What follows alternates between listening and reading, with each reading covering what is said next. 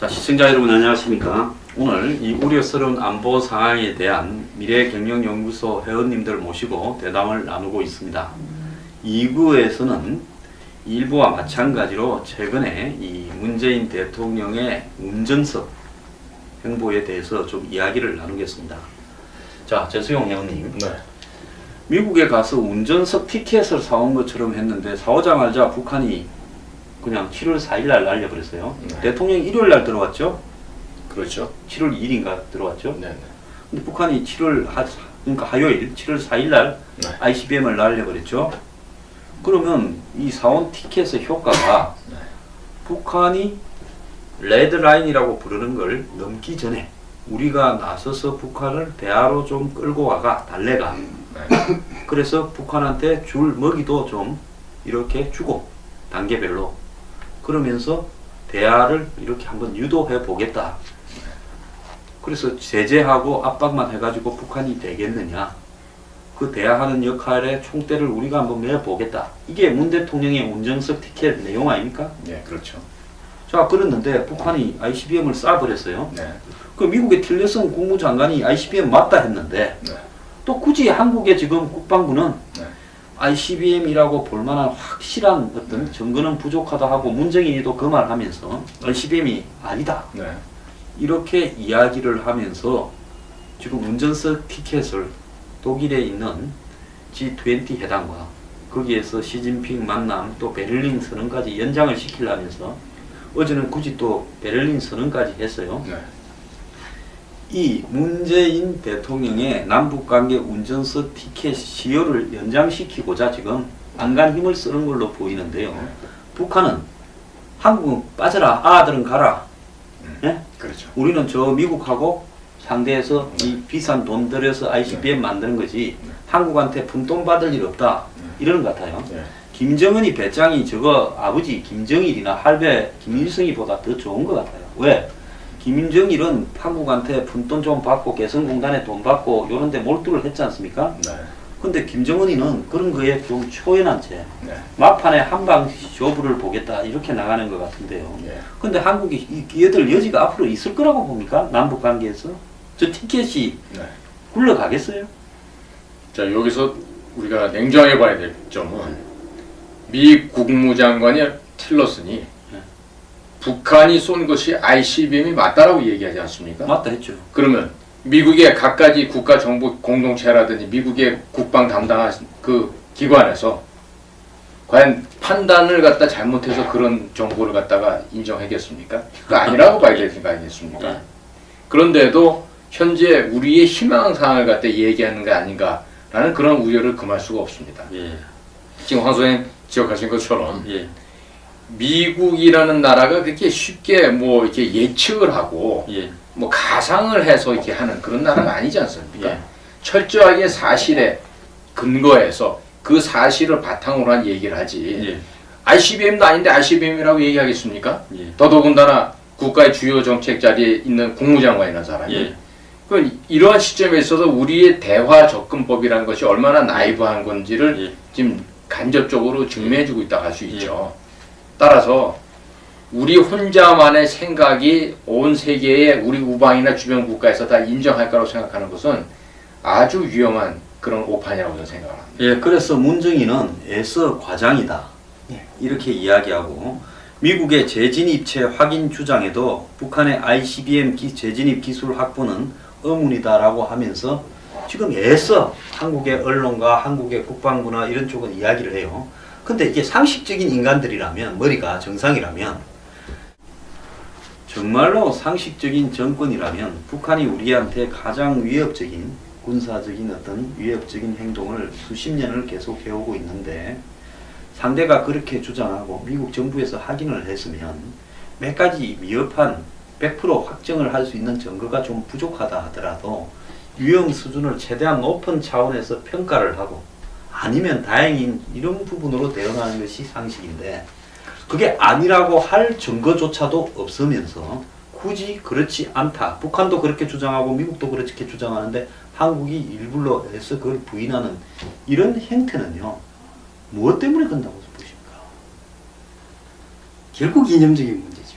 결국 저 사람들은 자유민주주의 가치를 부정하고 인민민주주의나 하여튼 어떤 진정한 자유민주주의에 대한 어떤 이해가 없고 사상이 민족주의, 그러니까 우리 민족끼리, 그것도 허구죠. 결국은 북한이 우리를 잡아먹으면 그 사람들도 아무것도 없는데 자기들이 이념에 사로잡혀가지고 민족주의, 그 다음에 중화사상, 어떤 중국을 우리는 떠받들고 평생 그렇게 사는 것이 맞다. 미국은 저 멀리 태평양 건너 멀리 있는 국가다.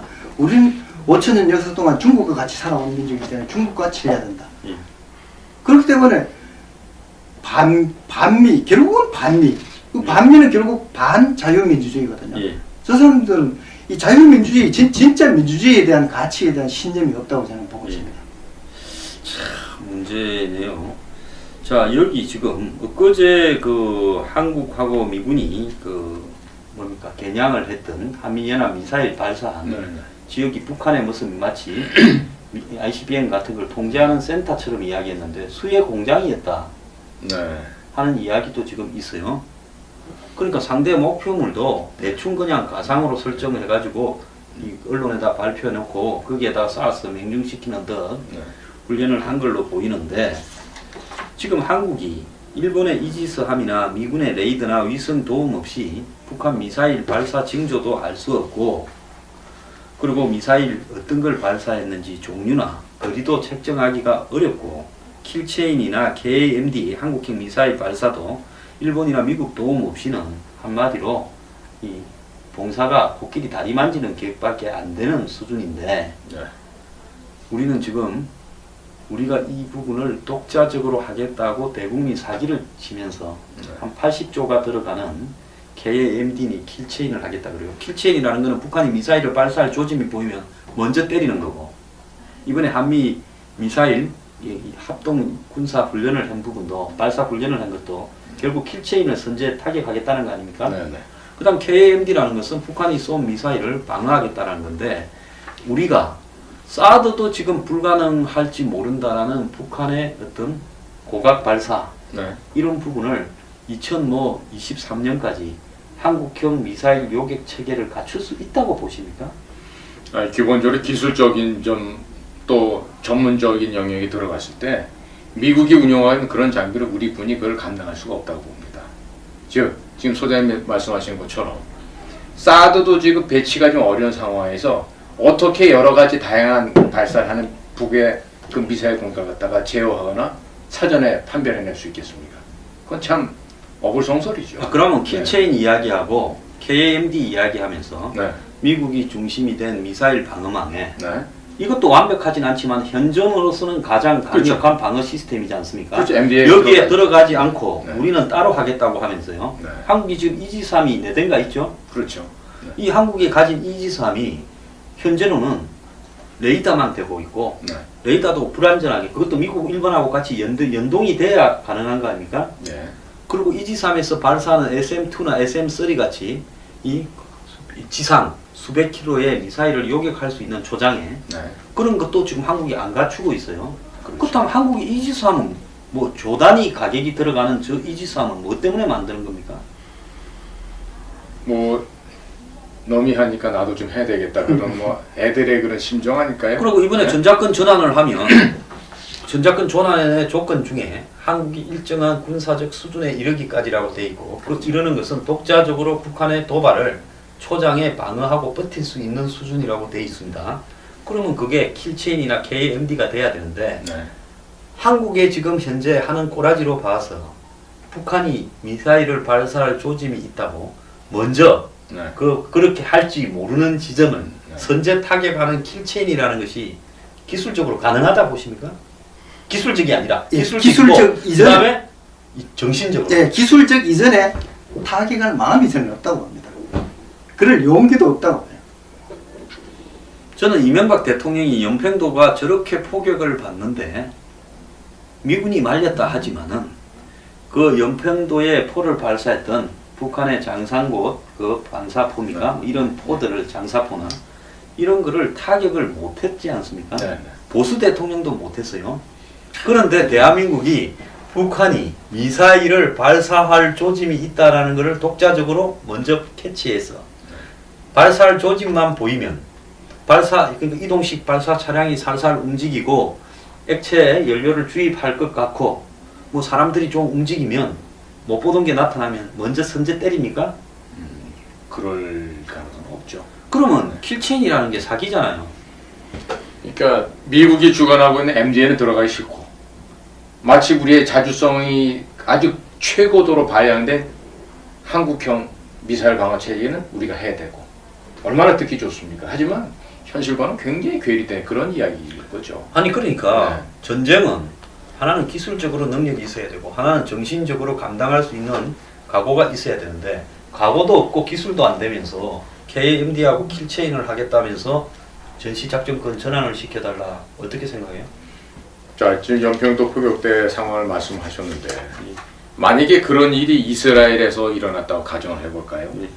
아마 한두 발 정도가 아니라 그날 아예 비행기 공습이 돼가지고 아마 그 포격한 진원지는 완전히 쑥대밭이 되거나 완전히 진멸됐을 겁니다. 그런데 우리는 그날 어떻게 했습니까? 마치 무슨 공군 전투기들이 에어쇼 하듯이 떴다가 비행장으로 돌아오는 그런 참 웃지 못할 천국을 벌이지 않았겠습니까? 한국이 자랑하는 네. K9 자주포가 그때 훈련을 하고 있었는데 북한이 쏘니까 뒤돌아서서 쏘는 과정에서 한 세 대는 무슨 제대로 작동이 안 됐고 나머지는 북한 논두렁에 떨어졌는데 북한군 몇 명이 죽었을 거라는 막연한 추측을 발표했을 뿐이죠. 네. 자, 또 읽어보겠습니다. 이게 유튜브에 다 최근에 올라와 있는 댓글들입니다. 귀에 걸면 귀걸이, 코에 걸면 코걸이 같은 두루뭉실한 외교적 수사 몇 마디, 즉 운전석 티켓 샀다 소리겠죠. 자신들의 뜻을 당당히 관철했다는 듯 애써 자의적인 의미를 부여하려는 노력이 눈물겠군요. 글쎄요, 국민들을 호도하거나 환심을 사기에 급급한 것이 아니라 황 소장님처럼 실상을 냉철하게 분석하여 제대로 알리려는 진지한 노력이 필요한 때가 아닌가 싶습니다. 위급한 시국이고 엄정한 국제 정세 아닙니까? 자, 그리고 또 다른 분 한 분은 그냥 동상이몽으로 미국으로부터 일반적인 통보를 받은 것밖에 없다. 그런데도 신의 한 수인이 퍼펙트한 외교인이 언론이 떠들고 있는데 글쎄 고구가 되어 덤텅이 쓰는 꼴이 아닌지 앞으로 수출로 먹고 사는 우리에겐 아마 여러 난관 때문에 올해 말부터 경제적인 혼란이 더 심해질 건데 얼치기 대통령이 어떻게 해결하는지 봐야 되겠다. 제일 앞에 연결은 김자룡님, 두 번째 거는 YSK님, 이건 안찰스님인데요. 지금 남북관계 운전석 티켓 샀다 하는 이야기를 지금 독일까지 가서도 쇼를 하고 있어요. 이게 지금 국민들이 다 알지 않겠습니까 이제? 아는 사람은 아는데 결국 이 문재인이가 국내 정치용으로 자꾸 장난치거든요. 외국 사람들은 미국이나 무슨 중국은 다 알고 그러는데 국내 정치용으로 그 안보도 국내 정치용으로 하고 있단 말입니다. 네. 그 운전자석 하는 것이 결국은 노무현이 균형자론하고 거의 비슷한 생각이 저는 들거든요. 네. 이 4대 강국 그야말로 초강대국에 둘러싸인 이 대한민국이 달랑 그 남한한 땅덩어리 고래 유지하고 겨우 유지하고 있는데 어떻게 균형자 자기가 우리가 주도해가지고 대국을 이렇게 움직이겠다 하는 그 발상 자체가 저는 말이 안 된다고 봅니다. 어떻게 하든지 우리는 안보의 그 미국의 안보 우산 아래 그다 안전함을 보장받아가지고 경제적으로 더 선진, 더 복지국가를 자꾸 만들어가야 이 진정한 선진국으로 진입할 텐데 도대체 그 미국한테 어떤 국익을 위해서 미국을 접근하는 사고는 하나도 없고 오로지 그냥 미국 싫다, 미국 싫다. 그 근본이 모든 행동에서 거기서 나오는 거죠. 문제는. 그러면 그런 행동의 생각의 근원은요. 오래 전부터 차곡차곡 누적되어 온 반미의식, 70년대, 80년대를 거쳐온 운동권들의 네. 무조건 미국은 싫다. 그렇죠. 그리고 중국에는 우호적이다. 네. 친중, 친북, 네. 반미, 반일. 이게 일반되게 관철되어 온 운동권적 사고인데요. 네. 이 사람들은 30년, 40년이 지나도 그 머리가 바뀌지 않고 네. 그들이 집권하니까 그들이 가졌던 그 반미, 반일 사고가 이제 체계적으로 정책으로 이렇게 나오는 것 같아요. 제가 그걸 간단히 하나 읽고 이 부분 이야기 좀 해주십시오. 샘킴님, 문재인 정부를 보면서 느끼는 점은 멍청한 국민들이 권력 잡은 사람들을 망치고 있다는 점이다. 마치 박근혜 대통령 주변에서 간신들이 박통을 망쳤던 것처럼 문재인 정권에서는 문재인을 찬양해드는 수많은 국민들과 아부에 바쁜 언론들, 문재인을 이용해 권세를 잡아보려는 특정 세력들이 문재인의 눈과 귀를 가리고 있다. 미국을 무슨 유치원생 수준으로 보고 있네요. 한국에서 통하는 수준 낮은 이벤트, 미국에서는 안 통합니다. 그리고 제 생각으로는 객관적으로 치밀하게 분석해서 파악하는 미국인들은 벌써 문재인 정부에 대해 정체를 판단하고 나름대로 몇 가지 대응 방안을 마련했다고 봅니다. 이번 정상회담은 자신들의 판단을 다시 확인하는 차원이었을 걸로 보여지며 문재인이 북한에 투자하라는 등 헛소리 한 것은 미국인이 우리가 판단했던 문에 대한 시각이 맞았다라는 확신을 가지게 했다고 봅니다. 이제 미국은 협조가 아니라 한국을 무시하며 자신들의 방식으로 북핵에 대응하며 자신들의 방식에 따라오지 않으면 각자의 길을 가자고 할 겁니다. 멍청한 국민들, 썩어빠진 언론들이 얼마나 병신짓을 하고 있는지 나중에 부끄러워지겠군요. 저는 이분이요 굉장히 냉철한 발언을 했다고 보는데 맞습니다. 지금 문재인 대통령이 이번에 이 미국을 간 부분, 또 미국 가기 전에 측근들을 보내서 뭐 물밑에서 접촉한 부분, 이런 것들이 미국에 먹혀들 거라고 봅니까? 먹혀들어서 미국이 저 티켓을 줬다고 봅니까? 안 그러면 우리는 다 계산을 하고 있고 다음에 네가 어떻게 나올 것까지 다 알고 있는데 조건 다 달아서 마지막에 한 자만 그래 네가 한번 해보려면 해봐라 하면서 그 대가로 잔뜩 청구서를 요구하고 있는 게 아닌가. 자, 어차피 안 될 거니까 안 되면 이제는 니는 빠져라. 우리가 알아서 할게 하면서 조지려고 하는 거 아니냐. 어째 보십니까? 예, 제가 지난 6월 달에 미국 자주 다니시잖아요. 많은 시간을 미국에서 보냈었는데 그때 그 우리 소장님도 지적하시지만 이제 그 FBI 국장했던 코미에 대한 그 상원 청문회 있던 그날에 그 국무장관, 국방장관 두 사람을 백악관에 불러서 긴급한 회의를 했죠. 경로를 예? 했다고 예. 보거든요. 그 정말 스판 뉴스로 CNN이고 팍스 뉴스가 어제 다 뜨더라고요. 그리고 또 연이어서 벌어졌던 그 오토 원비어라는 그 버지니아 사망. 대학교 학생이 코마 상태로 왔다가 이제 며칠 지났는데 6일 만에 사망을 하고 그 이후에 그때 직후에 벌어졌던 그 그때 직후에 사건이 좀 더 있습니다. 거기 동안. 이 그 한국 이사단 미국산 그렇죠. 콘서트 거기 콘서트 취소되고 인순이가 뭐 사과하고 그런 것도 있었죠. 근데 그런 일이 계속해서 전개되는 과정 속에서 미국민들이 분노하는 걸 저는 현장에서 봤습니다. 어떻게 하던가요? 그러니까 대한민국이란 나라를 오히려 북한보다도 못하다고 얘기하는 사람들까지 봤어요. 좀 있었던 이야기 네? 상세하게 좀 예. 알려 주십시오. 그러니까 과연 이렇게 멀쩡한 대학생이 가서 코마 상태로 죽어가는 이게 과연 나라냐라는 생각이죠. 물론 나라가 아니죠, 북한은. 그럼에도 불구하고 이 한국의 문정인 특보라는 사람이 와가지고 몇 개의 도시를 돌면서 정말 상상하기 어려운 그런 기괴한 발언을 해야 되죠. 또 뭐 미사단 가기 전에 한번 그동안 수고했습니다라는 그 친선 차원에서 하는 음악회도 못하게 되는 그런 일이 벌어지고 이런 일이 1년에 벌어졌을 때 미국 언론에서 미국 방송에서 한국을 갖다 보도하는 걸 봤을 때는요. 한국에서 보도하는 국내 언론과는 너무나 극명한 차이가 있다는 걸 봤습니다. 네. 그리고 갈수록 차가워지는 그 미국민들과 심지어 그 혼연일체가 된 그 미국 의회라든지 언론들이 갈수록 싸늘해지는 그런 냉담해지는 그런 기류를 보면서 야 이대로 가면 정말 위험하겠는데 정말 이게 지금 당장에 무슨 전쟁이 발생하느냐 여부를 떠나서 하반기에 얼마나 큰 경제적인 쓰나미가 몰려올까를 생각하면은 머리끝이 쭈삣쭈삣해지는 그런 생각을 많이 했었습니다.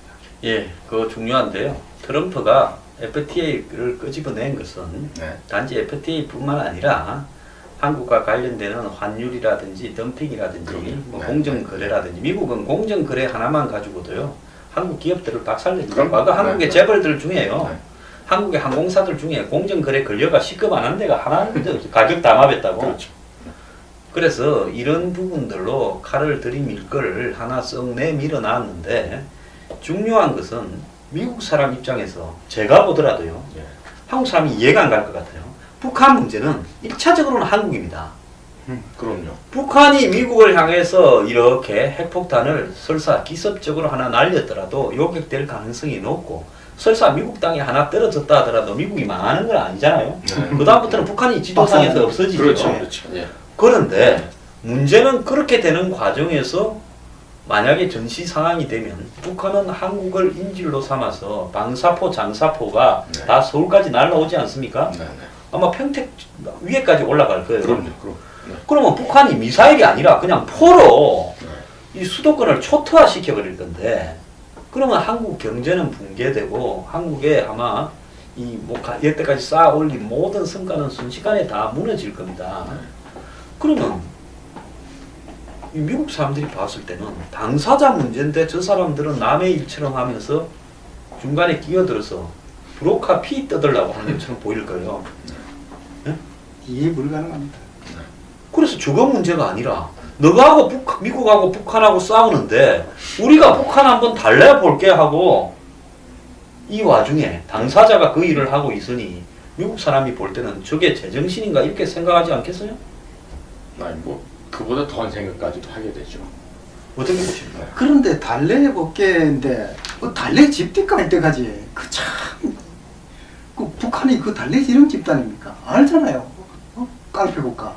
그거를 기본적으로 깡패 국가라 하는 것만 인식해도 그런 집권을 하지 않을 텐데, 그러니까 내재적 접근법이니 뭐니 그러면서 그저 북한이 예뻐 보이는 거예요. 한마디로 북한이 예뻐 보이는 거예요. 그러니까 저는 이 시점에 있어서 우리가 좀 반성해야 될 부분이 하나가 있어요.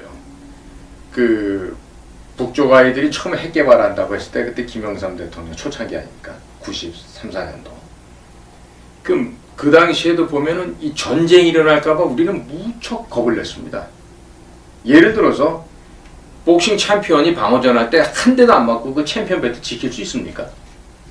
전쟁을 두려워하고 자유민주주의 지키는 걸 갖다 두려워하면서 전쟁은 겁을 내는 겁니다. 그러면 이 자유를 지키기 위해서, 이 민주주의를 지키기 위해서는 내 목숨부터 먼저 던질 각오가 되어 있어야 되는 거 아니겠습니까? 그런데 우리나라의 역대 지도자급들이나 이런 정치권에서 보면은 절대로 그런 건 안 하죠. 왜? 당장에 내 먹을 게 없어지고 내 신변이 위태로워진다, 그런 생각이 국가나 민족이 아니보다는 더 앞섰던 게 아닌가 생각이 들고요.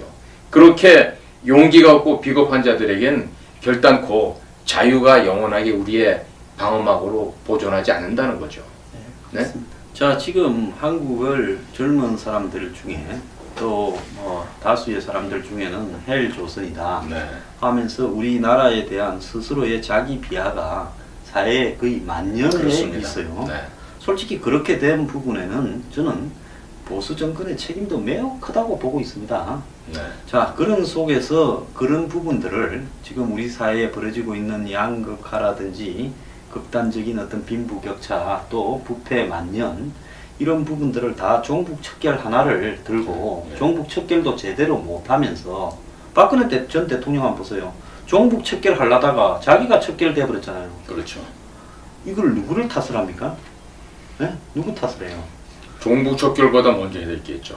부정과 부패를 갖다가 먼저 척결했어요. 아, 그랬으면 그렇죠? 종북이 네. 이렇게 발을 붙일 데가 없을 거 아닙니까? 네, 맞습니다. 자, 그래서 네. 서로 이런 어떤 이 나라의 어떤 대한 자부심을 상실케 만들었고, 보수의 가치는 한마디로 그냥 자나깨나 종북 척결밖에 없으면서 부패와 빈부격차를 이렇게 만연시키고, 마치 좌파나 진보라고 주장하는 사람들은 그런 것들을 해결할 수 있을 것처럼 네. 이렇게 비춰지면서 종북 척결이라는 가치가 한마디로 철진한 유행가처럼 비춰지게 만들었잖아요. 네. 그러니까 마치 이 땅에 사는 많은 사람들은 지금 이 북한의 핵 위협, 미사일 위협, 그리고 전쟁 위협에 대해서 평화를 돈을 주고 사자, 이런 거 아닙니까?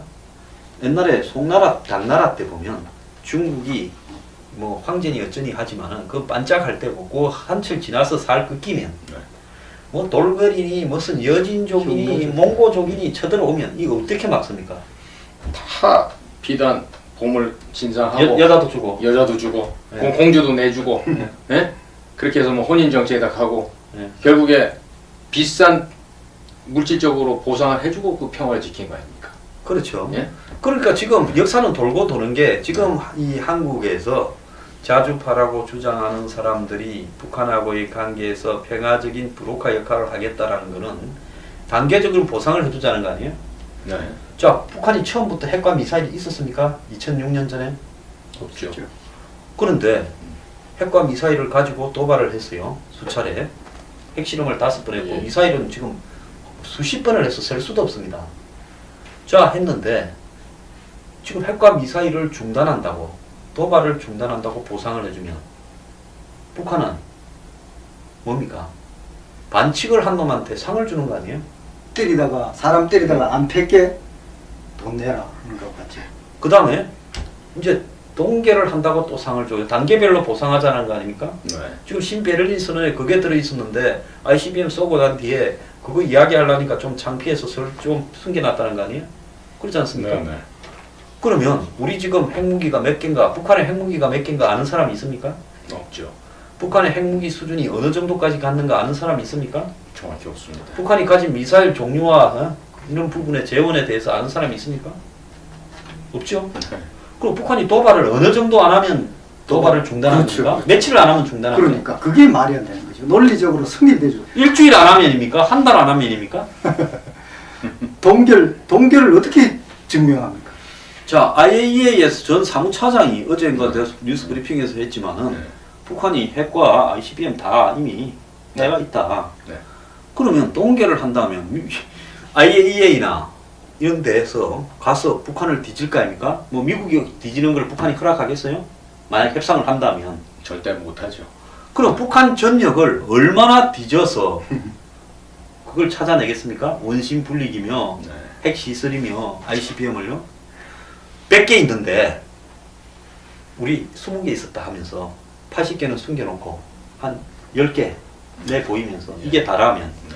뭘로 입증합니까? 뭐 영변에서 그 공장 부셨던 거랑 똑같은 또 불가능합니다. 페인트를 불가능하고 결국은 우리를 지키는 것은 우리의 힘 그리고 동맹국가 연합 그 외에는 방법이 없어요. 힘을 기르는 거 외에는 어떻게 북한을 이깁니까? 지금 북한이 네. 미국에 대해서 협상을 할 때 기본적으로 자기들이 깔고 있는 이 마지노 노선이 뭡니까? 베이식이. 결국에 이 핵으로 맞설 수 있다라는 게 가장 걔네들이 그러니까 핵과 네. 미사일을 인정해 주라는 거 아닙니까? 그렇죠. 보유국으로. 네. 전 세계 ICBM을 가지고 있는 나라는요. 몇 개 안 되죠. 미국, 러시아, 중국, 인도, 프랑스도 없을 거예요. 인도, 인도, 이스라엘. 이스라엘 5개고. 네. 핵을 가진 나라는 뭐 그거보다 조금 많은 예. 프랑스, 영국 파키스탄. 정도, 파키스탄 정도가 이렇게 들어가는 거예요. 네. 그러면 자 북한이 여기에 들어가겠다는 거 아닙니까? ICBM을 가진 그렇죠. 6번째 나라가 예. 되겠다는 거고 핵을 가진 한 9번째나 10번째 나라가 되겠다는 거 아닙니까? 그러면서 더 사고 안 칠 거니까 가지고 있는 거는 인정해주고 대신 돈으로 네. 또 우리가 더 안 만드는 거를 다 배상을 해주고 지금까지 만드는 데 들어가는 돈도 다 내 나라 이거 아닙니까? 네. 그걸 해줄 수 있습니까? 그거 해주려는 게 그게 저 바보짓이죠. 그런 바보가 어디 있습니까? 국제관계에서. 저는 오늘 좀 냉정한 이야기를 해보겠습니다. 미국은 북한에 대해서 이번에 한미 공동성명의 첫 줄이 이거예요. 북핵에 대해서 돌이킬 수 없는 검증 가능한 완벽한 비핵화라고 하는데 자 제가 두 분한테 물어보겠습니다. 비핵화가 될 거라고 보십니까? 안 됩니다. 좀. 안 되죠. 안 된다고 예, 다 안 보시죠. 되죠. 북한이 포기를 할 것 같습니까? 죽어도 포기 못하죠. 절대 포기 안 하죠. 자 오늘 그러면 저도 똑같습니다. 두 분하고 그러면 우리 세 사람이 여기서 합의 본 부분은 절대로 북한은 비핵화를 하지 않을 거고 핵과 장거리 미사일 ICBM을 포기하지 않을 것이다. 자 이렇게 본다면 그 다음에 또 제가 물어보겠습니다. 미국이 북한에다가 이 폭격을 하면서 선제 공격을 하겠습니까? 미국은 굉장히 신중한 국가입니다. 뭐 국방부 단독으로 평가를 해서 결정될 일도 아니고요. 예. 여러 개의 그 정보 공동체에서 수많은 정보를 수집을 해서 거기에 대한 평가를 또 내리겠죠. 그리고 그게 국가 정책으로 결정되기까지 보다 더 여러 층의 필터링을 할 거로 보여집니다. 어떻게 보십니까? 네, 저는 미국이 한국을 포기해도 되겠다 하는 마음이 드는 순간 그 카드를 만지작거리라고 생각합니다.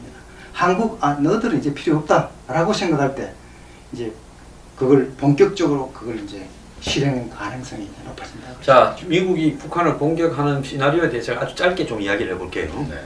북한이 미국의 본토까지 이르는 ICBM을 이제 선을 보였습니다. 그리고 핵탄두를 소형화시켜서 탑재하는 것도 입증을 시켰어요. 네.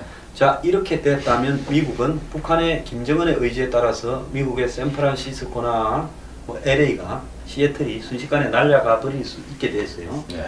그런데 트럼프가 탄핵으로 내몰려요. 뭐 네. 가정입니다. 네. 그러면 이런 위기를 모면하기 위해서 북한에 대한 네. 이 핵시설 네. 또 이 미사일 발사 기지 등을 선제 공격을 해라고 핀셋으로 공격을 해요. 네. 미국의 폭격기들이 괌에서 날아왔어요. 네. 자, 북한이 맞으면 그 다음에는 뭘 할 거라고 봅니까?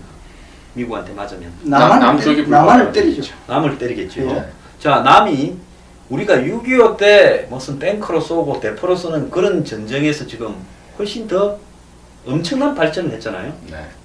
자, 북한이라고 하면 이라크니 뭐 시리아니 아프간에서 보던 수준의 전쟁이 아닐 거라고 보지 않습니까? 뭐 여러 가지 형세나 지정학적인 위치가 다르죠. 지금 서울에서 휴전선까지 몇 킬로입니까? 한 35km 정도 될 겁니다. 자, 그러면 북한의 모든 포들이 대부분 이까지 다 날라오죠. 한 150km 이상 되죠. 그러면 네. 무슨 미사일 쏠 것도 없이 네. 북한이 왜 미사일을 쏩니까? 네. 아니, 북한은 여기 수도권만 자기들이 초토화시키거나 점령하면 끝나는 문제를 네. 뭐라고 한반도를 다 점령하겠습니까? 귀찮게. 그러면 북한이 여기에다가 포를 쏘기 시작하면 이 수도권에 어떤 일이 벌어질 거라고 봅니까? 뭐 불을 모두 뻔한 일 아니겠습니까? 지금은 가스니 전력시설이 이런 에너지 기지들이 많기 때문에 그런데 한 방 맞으면 그 폭발이 거의 지옥을 연상시키게 될 정도가 될 그리고 거예요. 전기 통신망을 뭐 완전히 초토화돼 버리면 아무것도 할 수 없잖아요. 우리는 지금 모든 게 인터넷망이 연결돼 있고 그런데 포만 뭐가 쏘겠습니까? 순식간에 땅굴로 또 레이더로 특수부대도 또 뭔가 내려오고. 그 이렇게 특수부대들을 좀 보내지 않겠습니까? 네. 제가 볼 때 한 2,000명만 깔리면요, 서울 도심이나 수도권에 저는 한국이 이걸 수습을 못할 거라 봅니다. 특수부대 2,000이 아니라 200명만 와도 서울 시내 뒤집는 거는 여반야입니다. 예. 네. 자, 이런 상황이 벌어지면 미국은 어떻게 하겠습니까? 그 다음에 그런 상황에서 그러니까 결국은 미국이 우리한테 우리가 어떻게 하느냐에 따라서 미국이 이제 태도가 달라진다고 보죠. 자, 이제 지금 상황은 이제 우리 소장님께서 전쟁을 가상한 시나리오. 아니 그러니까 이런 네. 것들이 네. 제가 이 이야기를 하는 거는 이렇게 된다라고 말하기보다 네. 이 이야기를 해보고 나면 그 다음에 미국이 할 카드가 이기겠느냐 안 이기겠느냐가 네. 답이 나오기 때문에 네. 이야기를 하는 겁니다. 예. 그러니까 저는 미국에서 트럼프 대통령이 탄핵될 가능성은 거의 없다고 봅니다. 근데 저도 그래 봅니다. 예, 그렇기 때문에 그런 지금 당내의 군사적인 공습을 감행해라 이렇게 결재를 하지 않을 것으로 예상이 됩니다. 자, 그러면 미국이 북한을 포격을 하면요, 어제 시진핑이 문재인 대통령 앞에 중요한 이야기를 했어요. 우리는 북한과 혈맹이다. 네. 솔직한 이야기했죠. 예, 그렇다면 미국이 북한을 폭격을 하면 그렇다고 북한이 먼저 쏘는데 폭격을 하는 게 아니라 쏠 가능성이 있다고 폭격을 하겠죠. 네, 네. 그러면 중국은 북한 편에 들어서 미국하고 또 맞서려고 할 겁니다. 예. 자, 그렇게 되다 보면 거의 북한과 중국 대 미국과 한국의 전면 전쟁처럼 이렇게 벌어질 건데 네. 미국이 이런 카드를 국제적으로 이게 또 동의를 받을 수 있겠어요? 유엔에서요? 북한이 쏠 것 같아서 우리가 먼저 쐈다. 상당히 또 설득력이 박약해지죠. 이라크처럼 될 거예요. 예, 예, 그렇죠. 그러면 결국은 이 과정에서 미국은 이런 복잡한 정말 자신들이 감당하기도 버거운 네. 그리고 북을 저렇게 했을 때 뒤에 또 뒤치다거리도 엄청난 복잡한 일이 벌어지지 않습니까? 네. 이 카드를 택하겠습니까?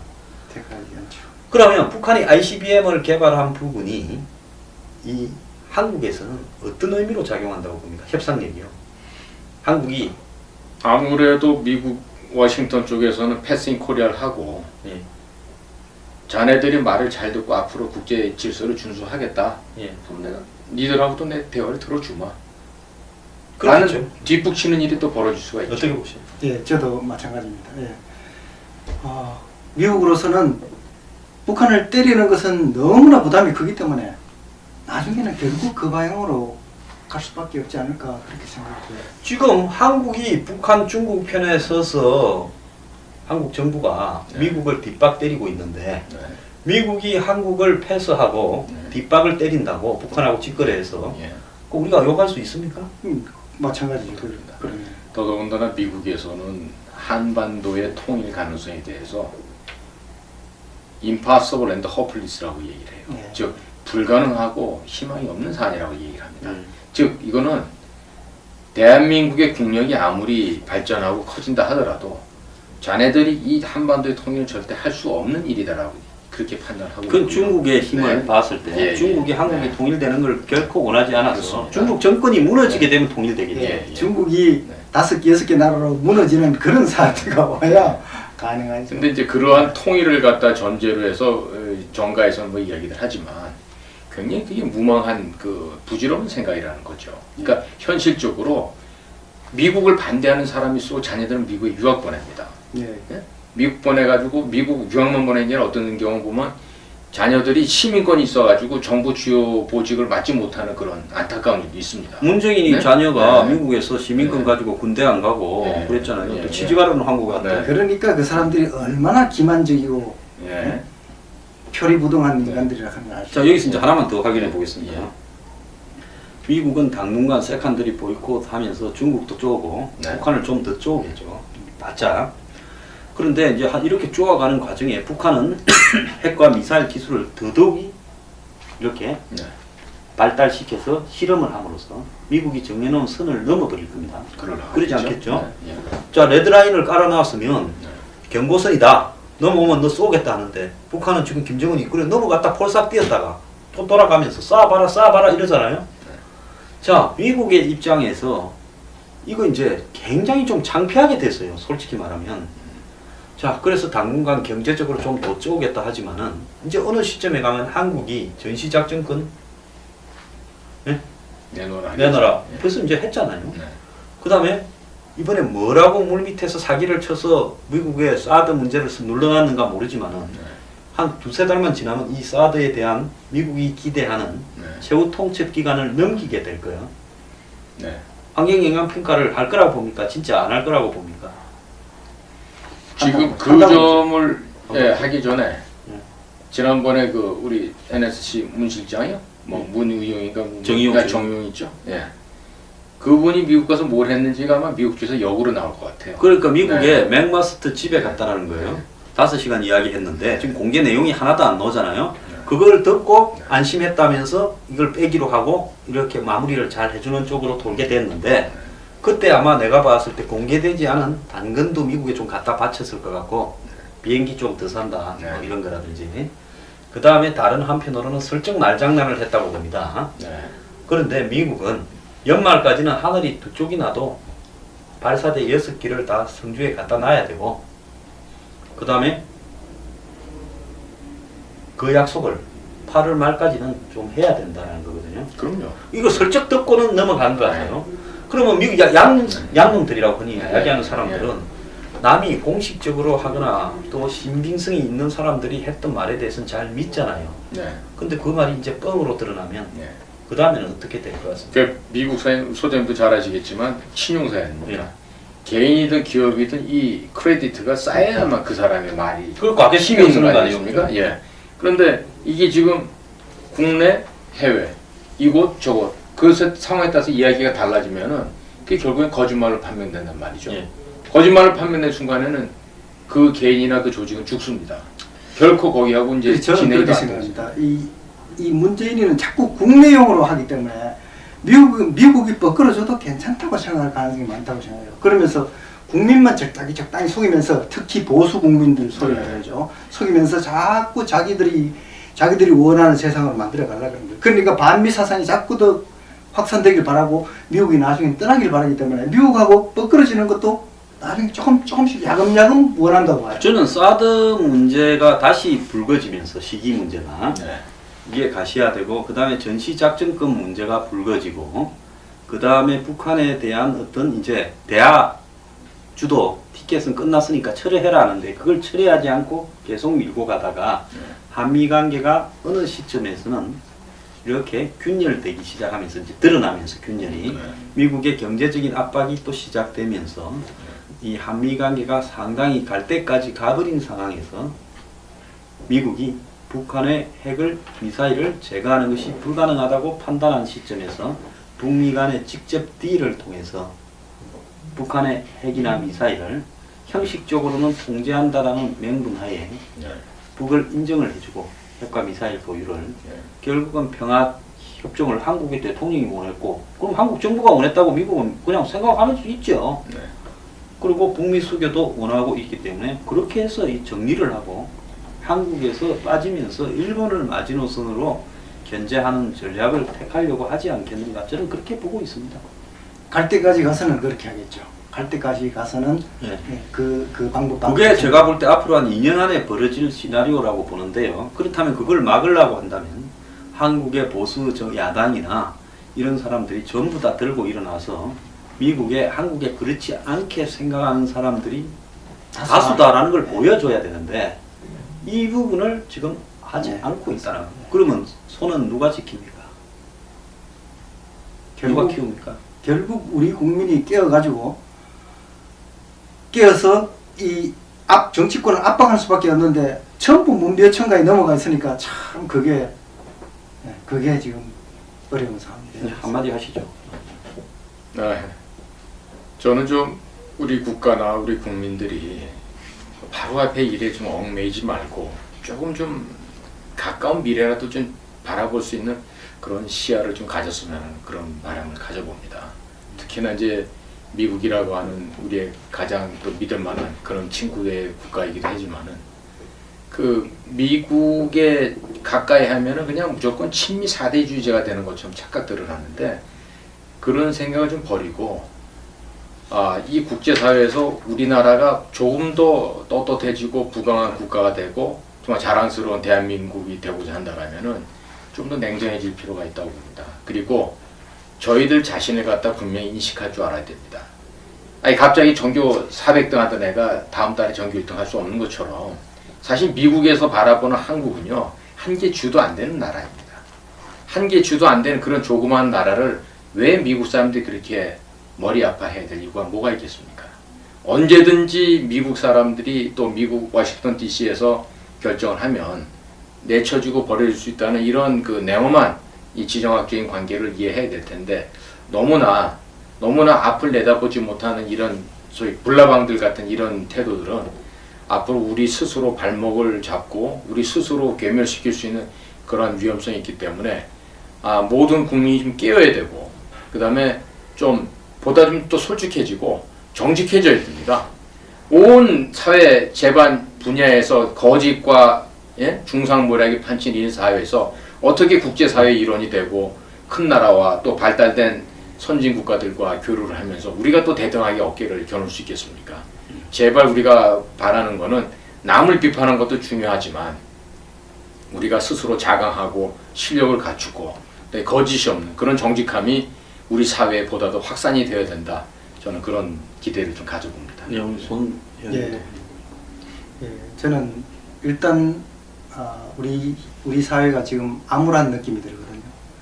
탈출구가 어디에 있을까 생각하면 탈출구가 별로 안 보이는 지금 그런 상황인데 현실적으로 뭐 저는 능력이 없고 미약하지만 우리 황 소장님 같은 분들이 좀 더 분발하셔가지고 이렇게 어떻게 국민들을 깨우는데 현실적으로 대안이 별로 없으니까 야당 그래봤자 바른정당 그리고 자유한국당 하는 모습을 보면 정말 희망이 안 보이고 제야 세력이라도 어떻게 좀 힘을 합쳐가지고 국민들 앞에 좀 이렇게 더 홍보 활동도 하고 어떤 이 우리나라의 현 상황을 좀 알릴 필요가 있다.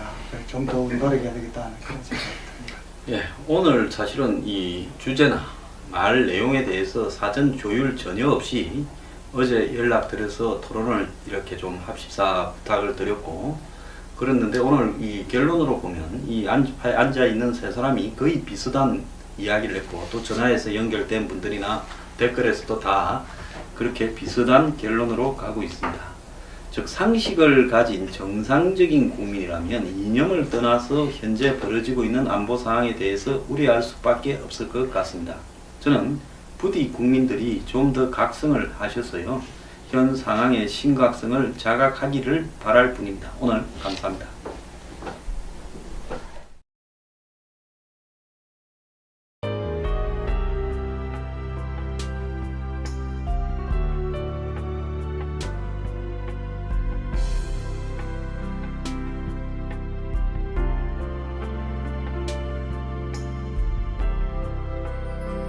근데 한국이 얘들 여지가 앞으로 있을 거라고 봅니까? 남북 관계에서? 저 티켓이 네. 굴러가겠어요? 자, 여기서 우리가 냉정해 봐야 될 점은 미 국무장관이 틸러슨이 북한이 쏜 것이 ICBM이 맞다라고 얘기하지 않습니까? 맞다 했죠. 그러면 미국의 갖가지 국가 정보 공동체라든지 미국의 국방 담당한 그 기관에서 과연 판단을 갖다 잘못해서 그런 정보를 갖다가 인정하겠습니까? 그 아니라고 봐야 되는 거 아니겠습니까? 그런데도 현재 우리의 희망사항을 갖다 얘기하는 게 아닌가라는 그런 우려를 금할 수가 없습니다. 예. 지금 황 선생님 지적하신 것처럼 예. 미국이라는 나라가 그렇게 쉽게 뭐 이렇게 예측을 하고 예. 뭐 가상을 해서 이렇게 하는 그런 나라가 아니지 않습니까? 예.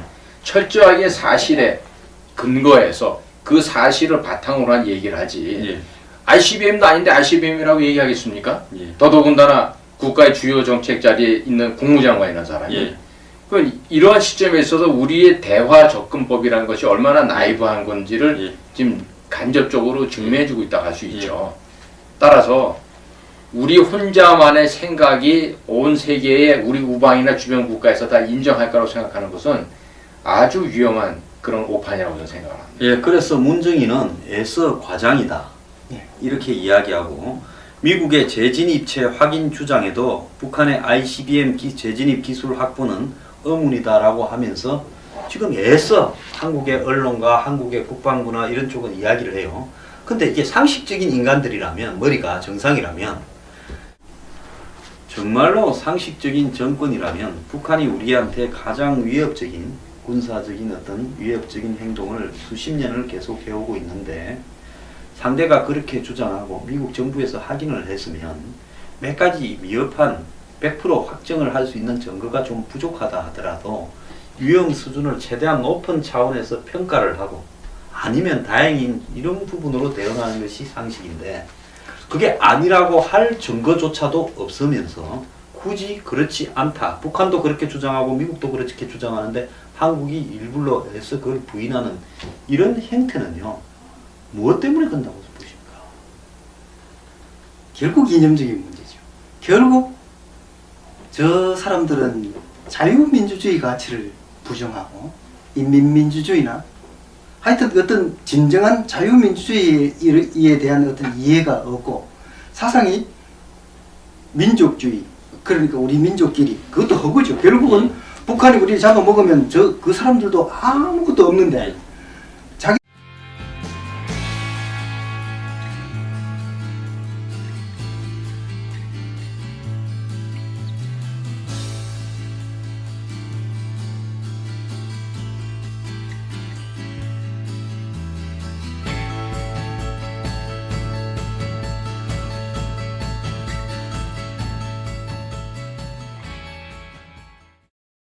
자, 시청자 여러분 안녕하십니까? 오늘 이 우려스러운 안보 상황에 대한 미래경영연구소 회원님들 모시고 대담을 나누고 있습니다. 2부에서는 1부와 마찬가지로 최근에 이 문재인 대통령의 운전석 행보에 대해서 좀 이야기를 나누겠습니다. 자, 재수용 회원님. 네. 미국에 가서 운전석 티켓을 사온 것처럼 했는데 사오자마자 북한이 그냥 7월 4일 날 날려버렸어요. 네. 대통령이 일요일 날 들어왔죠. 그렇죠. 7월 2일인가 들어왔죠. 네. 근데 북한이 그러니까 화요일 7월 4일 날 네. ICBM을 날려버렸죠. 그러면 이 사온 티켓의 효과가 네. 북한이 레드라인이라고 부르는 걸 넘기 전에 우리가 나서서 북한을 대화로 좀 끌고 와가 달래가. 네. 그래서 북한한테 줄 먹이도 좀 이렇게 주고 단계별로 그러면서 대화를 이렇게 한번 유도해 보겠다. 그래서 제재하고 압박만 해가지고 북한이 되겠느냐. 그 대화하는 역할에 총대를 우리가 한번 내보겠다. 이게 문 대통령의 운전석 티켓 내용 아닙니까? 네, 그렇죠. 자, 그랬는데 북한이 ICBM을 쏴버렸어요. 네. 그 미국의 틸러슨 국무장관이 ICBM 맞다 했는데 네. 또 굳이 한국의 지금 국방부는 네. ICBM이라고 볼만한 확실한 어떤 증거는 부족하다 하고 문정인이도 그 말 하면서 ICBM이 아니다. 네. 이렇게 이야기를 하면서 지금 운전석 티켓을 독일에 있는 G20 회담과 거기에서 시진핑 만남 또 베를린 선언까지 연장을 시키려면서 어제는 굳이 또 베를린 선언까지 했어요. 네. 이 문재인 대통령의 남북관계 운전석 티켓 시효를 연장시키고자 지금 안간 힘을 쓰는 걸로 보이는데요. 북한은 한국은 빠져라, 아들은 가라. 예? 그렇죠. 우리는 저 미국하고 상대해서 이 비싼 돈 들여서 ICBM 만드는 거지 한국한테 푼돈 받을 일 없다. 이러는 것 같아요. 네. 김정은이 배짱이 저거 아버지 김정일이나 할배 김일성이보다 더 좋은 것 같아요. 왜? 김정일은 한국한테 푼돈 좀 받고 개성공단에 돈 받고 요런 데 몰두를 했지 않습니까? 네. 근데 김정은이는 그런 거에 좀 초연한 채 네. 막판에 한방 쇼부를 보겠다 이렇게 나가는 것 같은데요. 이들이 이념에 사로잡혀가지고 민족주의, 그 다음에 중화사상 어떤 중국을 우리는 떠받들고 평생 그렇게 사는 것이 맞다. 미국은 저 멀리 태평양 건너 멀리 있는 국가다. 우리는 5천년 역사 동안 중국과 같이 살아온 민족이기 때문에 중국과 친해야 된다. 그렇기 때문에 반미, 결국은 반미. 그 반미는 결국 반자유민주주의거든요. 예. 저 사람들은 이 자유민주주의, 진짜 민주주의에 대한 가치에 대한 신념이 없다고 저는 보고 있습니다. 문제네요. 자, 여기 지금 엊그제 그 한국하고 미군이 그 뭡니까 겨냥을 했던 한미연합 미사일 발사한 네. 지역이 북한의 모습이 마치 ICBM 같은 걸 통제하는 센터처럼 이야기했는데 수해 공장이었다 네. 하는 이야기도 지금 있어요. 그러니까 상대 목표물도 대충 그냥 가상으로 설정을 해가지고 이 언론에다 발표해놓고 거기에다 쏴서 명중시키는 듯 네. 훈련을 한 걸로 보이는데 지금 한국이 일본의 이지스함이나 미군의 레이더나 위성 도움 없이 북한 미사일 발사 징조도 알 수 없고 그리고 미사일 어떤 걸 발사했는지 종류나 거리도 책정하기가 어렵고 킬체인이나 KMD 한국형 미사일 발사도 일본이나 미국 도움 없이는 한마디로 이 봉사가 코끼리 다리 만지는 격밖에 안 되는 수준인데 네. 우리는 지금 우리가 이 부분을 독자적으로 하겠다고 대국민 사기를 치면서 한 80조가 들어가는 KMD니 킬체인을 하겠다 그래요. 킬체인이라는 것은 북한이 미사일을 발사할 조짐이 보이면 먼저 때리는 거고 이번에 한미 미사일 합동 군사 훈련을 한 부분도 발사 훈련을 한 것도 결국 킬체인을 선제 타격하겠다는 거 아닙니까? 네. 네. 그 다음 KMD라는 것은 북한이 쏜 미사일을 방어하겠다는 건데 우리가 사드도 지금 불가능할지 모른다라는 북한의 어떤 고각 발사 네. 이런 부분을 2023년까지 한국형 미사일 요격 체계를 갖출 수 있다고 보십니까? 아니, 기본적으로 기술적인 점 또 전문적인 영역이 들어갔을 때 미국이 운영하는 그런 장비를 우리 군이 그걸 감당할 수가 없다고 봅니다. 즉 지금 소장님 말씀하신 것처럼 사드도 지금 배치가 좀 어려운 상황에서 어떻게 여러 가지 다양한 발사를 하는 북의 그 미사일 공격을 갖다가 제어하거나 사전에 판별해낼 수 있겠습니까? 그건 참 어불성설이죠. 그러면 킬체인 이야기하고 KMD 이야기하면서 네. 미국이 중심이 된 미사일 방어망에 네. 이것도 완벽하진 않지만 현존으로서는 가장 강력한 그렇죠. 방어 시스템이지 않습니까? 그렇죠. MDA 여기에 들어가지 않고 네. 우리는 따로 하겠다고 하면서요. 네. 한국이 지금 이지삼이 4대인가 있죠? 그렇죠. 이랬을 겁니다. 그런데 우리는 그날 어떻게 했습니까? 마치 무슨 공군 전투기들이 에어쇼 하듯이 떴다가 도로, 비행장으로 돌아오는 그런 참 웃지 못할 천국을 벌이지 않았겠습니까? 한국이 자랑하는 네. K9 자주포가 그때 훈련을 하고 있었는데 북한이 쏘니까 뒤돌아서서 쏘는 과정에서 한 3대는 무슨 제대로 작동이 안 됐고 나머지는 북한 놈두렁에 떨어졌는데 북한군 몇 명이 죽었을 거라는 막연한 추측을 발표했을 뿐이죠. 네. 자, 또 읽어보겠습니다. 이거 유튜브에 다 최근에 올라와 있는 댓글들입니다. 귀에 걸면 귀걸이, 코에 걸면 코걸이 같은 두루뭉실한 외교적 수사 몇 마디, 즉 운전석 티켓 샀다 소리겠죠. 자신들의 뜻을 당당히 관철했다는 듯 애써 자의적인 의미를 부여하려는 노력이 눈물겠군요. 글쎄요, 국민들을 호도하거나 관심을 사기에 급급한 것이 아니라 황 소장님처럼 실상을 냉철하게 분석하여 제대로 알리려는 진지한 노력이 필요한 때가 아닌가 싶습니다. 위급한 시국이고 엄정한 국제 정세 아닙니까? 자, 그리고 또 다른 분 한 분은 그냥 동상이몽으로 미국으로부터 일반적인 통보를 받은 것밖에 없다. 그런데도 신의 한 수인이 퍼펙트한 외교인이 언론이 떠들고 있는데 글쎄 고구가 되어 덤텅이 쓰는 꼴이 아닌지 앞으로 수출로 먹고 사는 우리에겐 아마 여러 난관 때문에 올해 말부터 경제적인 곤란이 더 심해질 건데 얼치기 대통령이 어떻게 해결하는지 봐야 되겠다. 제라 펭귄은 김자룡님, 두 번째 거는 YSK님, 이건 안찰스님인데요. 지금 남북관계 운전석 티켓 샀다 하는 이야기를 지금 독일까지 가서도 쇼를 하고 있어요.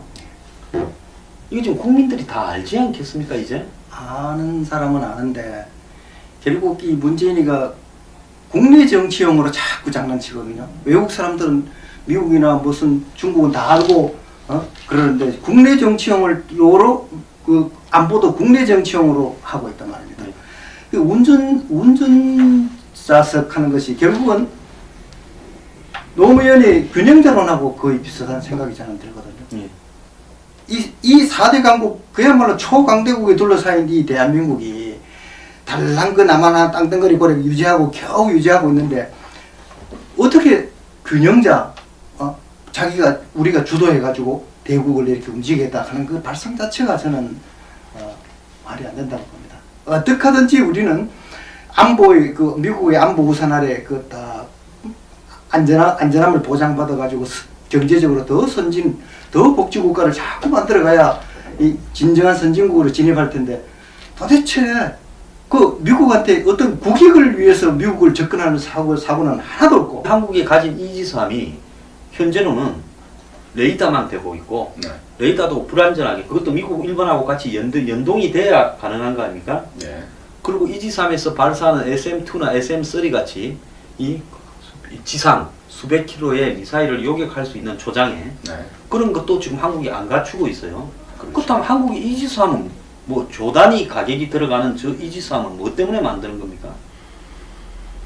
뭐 너미 하니까 나도 좀 해야 되겠다 그런 뭐 애들의 그런 심정 아닐까요? 그리고 이번에 네? 전자권 전환을 하면 전자권 전환의 조건 중에 한국이 일정한 군사적 수준에 이르기까지라고 돼 있고 그 이러는 것은 독자적으로 북한의 도발을 초장에 방어하고 버틸 수 있는 수준이라고 돼 있습니다.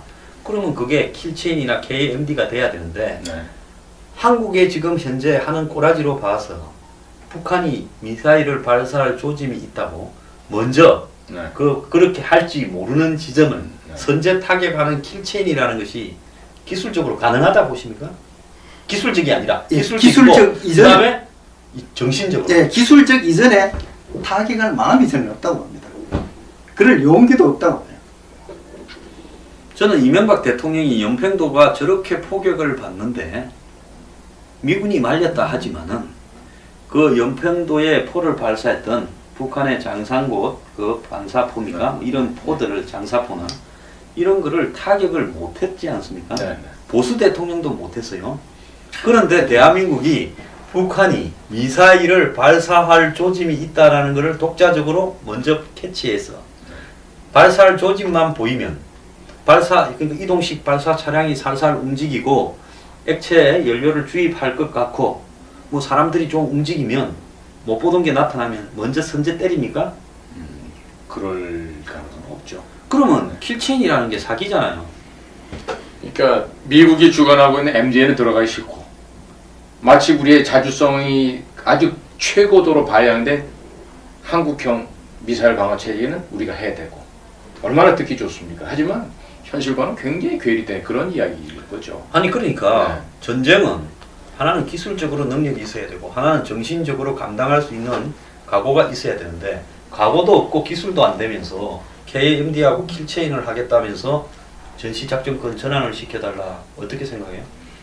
자, 지금 연평도 포격대 상황을 말씀하셨는데 만약에 그런 일이 이스라엘에서 일어났다고 가정을 해볼까요? 네. 아마 한두 발 정도가 아니라 그날 아예 비행기 공습이 돼가지고 아마 그 포격한 진원지는 완전히 쑥대밭이 되거나 완전히 진멸